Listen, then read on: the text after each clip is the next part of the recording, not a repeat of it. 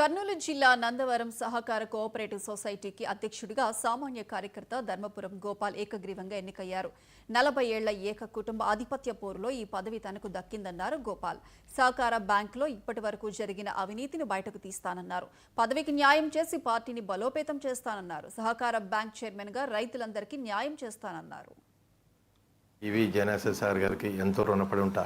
ఖచ్చితంగా ఈ సహకార సంఘం పార్టీ కానీ ఈ ఎమ్మెల్యే గారికి కానీ ఎంతో పార్టీ బలోపేతం చేస్తే రైతులకి ఎలాంటి ఇబ్బంది లేనట్లు యూరియా కానీ లోన్లు కానీ సకాలంలో అందించి ఖచ్చితంగా నెరవేరుస్తా.